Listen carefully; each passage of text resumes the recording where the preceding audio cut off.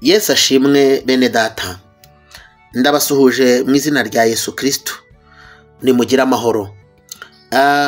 N'ubundi ndagira ngo dusangire ijambo ry'Imana uyu munsi ku itariki 16 z'ukwezi kwa kane umwaka wa 2025. Nkuzaniye ijambo kuri uyu munsi w'icyumweru, nkuzaniye ijambo rigukomeza umutima, ndetse dufite intego uyu munsi ivuga ngo ntutakaze ibyiringiro, kwa mahirwe aracyahari ubwo wowe ugihumeka. Ndagira ngo tuze kwifashisha ijambo ry'Imana dusanga muri Yobu ni ibice 14 umurongo waho wa 7, turagera hepfo gatoya. Haravuze ngo erega hariho ibyiringiro yuko igiti gitemwe cyongera gushibuka, kandi kikajya kigira amashami y'ibitontome, nubwo umuzi wacyo usazira mu butaka n'igiti cyacyo kigahera mu mukungugu, iyo cyumvisha amazi cyongera gushibuka kigatoha nk'igiti kikiri gito. Imana idufashe, mwakire neza ijambo ry'Imana. Ndagira ngo mbanze nkubwire ngo ibyiringiro byawe ubikomeze, ntutakaze ibyiringiro, ntucike intege, kuko imbaraga zawe ziri mu kugumana ibyiringiro.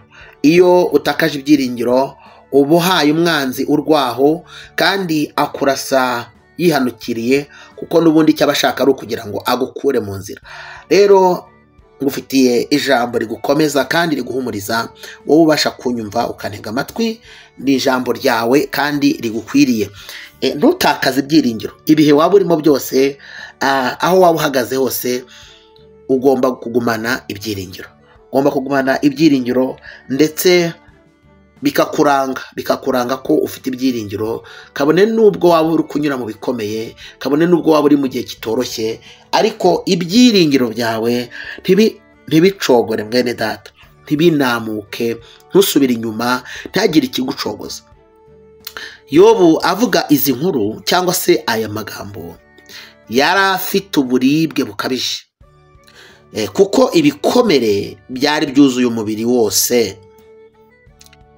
Abo yitaga inshuti ze n'abavandimwe be ndetse n'umugore we bamubwiraga amagambo amusubiza inyuma, bati nta mana ikuzi, ubundi bati cyangwa warayihemukiye, ubundi kandi nanone bati bishobora kuba ari ibyaha byinshi, kugeza n'aho bamubwira ngo ihakana Imana maze wipfire. Muri make bari abashinyaguzi. Buriya nshuti yanjye, mwene data, kandi kwigira nibwo butwari. Iyo utigize uba uhaye umwanzi urwaho. Yobu yabasubirishije amagambo 4. Hari amagambo 4 ngira ngo tuganireho Yobu yavugiye mu mubabaro we. Ijambo rya mbere yaravuze ati ntitwahabwa ibyiza mu kuboko kw'Imana, ngo niduhabwa ibibi ngo tuyihakane, ntibikabeho. Ndagira ngo banze nkubwire ko nubwo wagenze urugendo rutoroshye, ariko hari n'ibyiza Imana yaguhaye. Kuba uyu munsi wa none uhumeka, bigaragara ko hari ibyiza Imana yaguhaye, no kuba byonyine ufite ubuzima ni kimwe mu byiza Imana yaguhaye. Yobu yanambye ku Mana mu makuba ye yose, kandi mu bigaragara yararembye pe. Nawe rero namba ku Mana, nubwo waba urembye, nubwo waba ubabaye, ariko ntuve ku Mana, ntucike intege. Imana ni nyakubahwa. Icya kabiri yaravuze ati naho yanyica napfa nyiringiye, kandi ibyiringiro byanjye nzabimanukana mbigeze ku ndiba y'isi.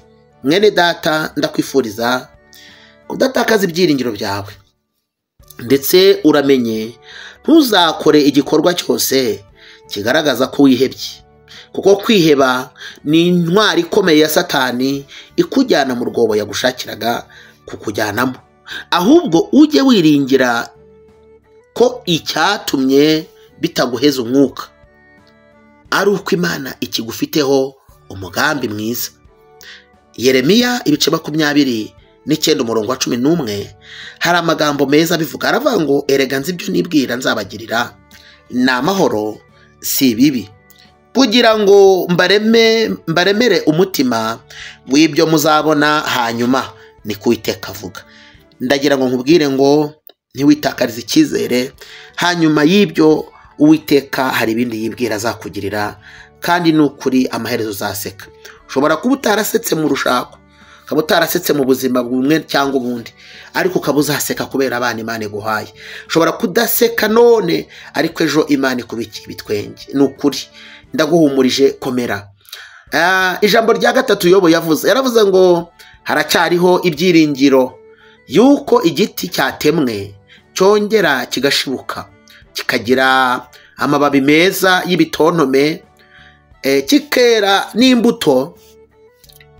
Aha yaravuze iki? Yaravuze ati erega ubwo ngihumeka mwe muretse kunshyira aho munyifuriza kujya, kuko ndacyafite amahirwe, ndacyahumeka, ndacyafite ubuzima. Mwe muretse kunjyana aho ngaho mwibwiraga ko ndi bujye, sinjyayo kuko Imana iracyamagazeho. Ati igiti nubwo cyatemwe bakanakihanagurizaho ibyondo by'uburyo bwose, ariko cyasigaranye amahirwe yo kudashira mu butaka burundu. Birashoboka ko isi yakwihanagurijeho rwose, ukumva nta cyiza kikuryoheye, umubabaro wose w'uburyo bwose ukakugeraho, ariko ubwo utari washiraho burundu haracyari amahirwe. Tukiri aha ngaha ndagira ngo nkubwire ko ugifite amahirwe yo kongera kubaho kandi neza, komera. Ati kandi ariko igitsinsi cyacyo cyasigaye iyo cyumvise imvura cyumva ihumure. Iyo cyumvishe imvura kirongera kigaturika, n'ubuzima bugakomeza. Mwene data, komeza ubuzima, humura, bizakunda. Hano imbere bizakunda, nubwo none bitakunze, nubwo none bitameze neza, ejo bizemera. Humura, Yesu ari ku ngoma. Imana ishimwe.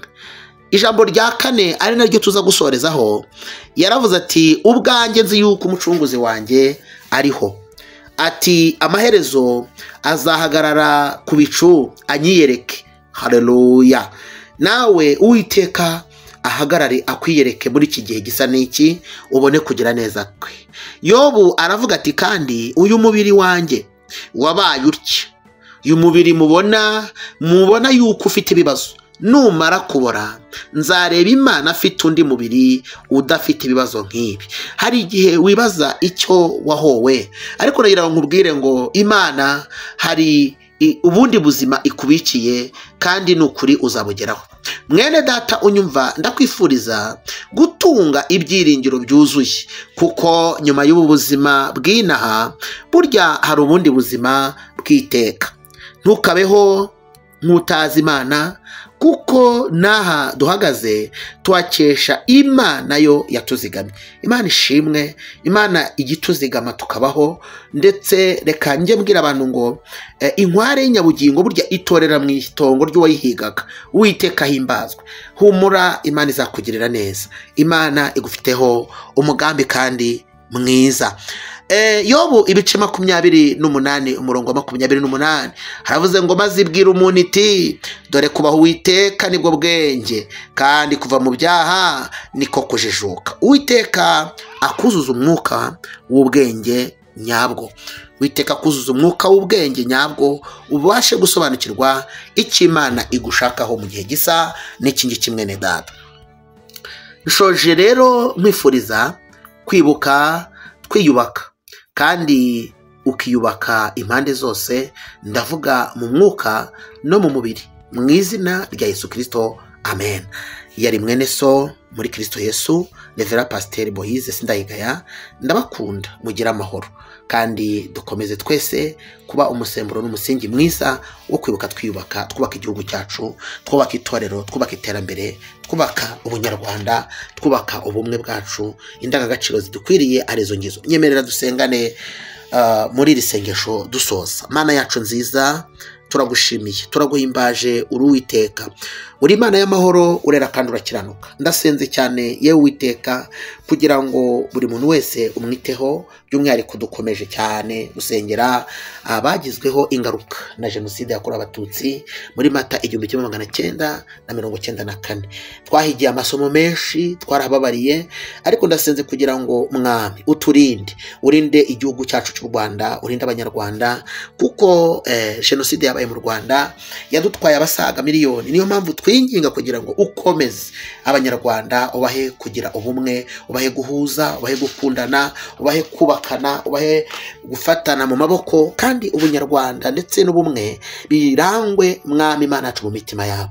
Turabasengeye cyane, twirukanye imbaraga yose, imbaraga itatanya abantu, imbaraga icamo kabiri abantu, umwuka mubi uteza ingengabitekerezo, umwuka usubiza abantu inyuma. Aho tugeze dukomeje gusenga ngo uhubake, tugere kure heza harutaho, kandi dusabiye cyane igihugu, dusabiye abayobozi, ubarinde, ubashoboze, ndetse Mwami ubaha ubwenge n'ubuhanga kuruta uko byari bimeze, bityo igihugu cyacu cyubake cyane. Dusengeye itorero ryawe nk'itorero ribonekamo isoko y'isanamitima, isoko yo kubaka, isoko y'ubugingo, isoko y'ihumure, isoko y'ineza, isoko y'iterambere, isoko y'ibyishimo. Turarisengeye ngo uryiteho kandi uryubake muri iki gihugu cyacu cy'u Rwanda. Urakoze kumvishe gusenga, kandi ko ukomeza kudufasha twese Mwami Imana yacu, buri wese uzumvira isengesho rizamwubake muho yarasenyutse, aho yarananiwe, aho yaracitse intege, azubakike kandi akomere. Ndagushimiye kumvishe gusenga kwacu, kandi kubanye natwe muri byose. Mwuka wera abiherekeze